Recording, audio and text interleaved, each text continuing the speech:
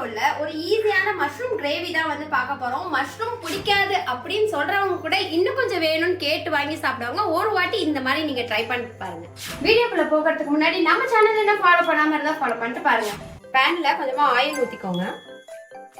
அதில் ஒரு பெரிய வெங்காயத்தை நல்லா சாப் பண்ணிட்டு இது நல்லா கோல்டன் ஃப்ரையா வந்து ஃப்ரை பண்ணிக்கோங்க.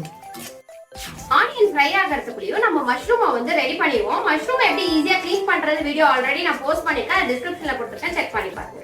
மஷ்ரூமில் ஒரு ஸ்பூன் அளவு மிளகாத்தூள் போட்டுக்கலாம், ஒரு ஸ்பூன் மஞ்சத்தூள், ஒரு ஸ்பூன் மல்லித்தூள், ஒரு ஸ்பூன் கரம் மசாலா, தேவையான அளவுக்கு உப்பு, கொஞ்சமாக தயிர் இல்லைன்னா வந்து லெமன் போட்டுக்கோங்க. இது எல்லாத்தையும் மிக்ஸ் பண்ணிடுங்க. கொஞ்சமாக இஞ்சி பூண்டு பேஸ்ட்டு. ஸோ இப்போ ஆனியன் வந்து கோல்டன் ப்ரௌன் ஆயிடுச்சு. ஸோ இதையும் எடுத்து இதோட மிக்ஸ் பண்ணிக்கலாம்.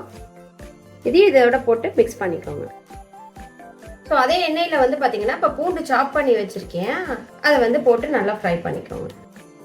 இப்போ கார்லிக் நல்லா ஸ்மெல் வந்தோடனே வந்து பார்த்தீங்கன்னா இப்போ நம்ம இந்த மிக்ஸையும் இதோட சேர்த்துடலாம். ஸோ இதை அப்படியே மூடி வச்சு ஒரு 5 மினிட்ஸ் வந்து பார்த்தீங்கன்னா மீடியம் சிம்மில் குக் பண்ணுங்க. 5 மினிட்ஸ் ஆயிடுச்சு பாருங்க, சூப்பரான கிரேவி வந்து ரெடி ஆயிடுச்சு. நல்லா எண்ணெய் பிரிஞ்சு வந்துடும். ஸோ இந்த மாதிரி டிஷ் ஒரு வாட்டி செஞ்சு கொடுங்க. மஷ்ரூம் பிடிக்காதுன்னு சொல்றவங்க கூட வந்து திருப்பி வேணும்னு கேட்டு வாங்கி சாப்பிடுவாங்க. அவ்வளோ டேஸ்டா இருக்கும். பார்க்கறதுக்கே ரொம்ப எம்மியா இருக்கு. இந்த ரெசிபியை கண்டிப்பா நீங்க வந்து ட்ரை பண்ணி பாருங்க. மஷ்ரூம் பிடிக்கலன்னா கூட இது கேட்டு வாங்கி சாப்பிடுவாங்க. நீங்க ட்ரை பண்ணி பார்த்துட்டு உங்க ஃபேமிலி அண்ட் ஃப்ரெண்ட்ஸ்க்கும் மறக்காம ஷேர் பண்ணுங்க.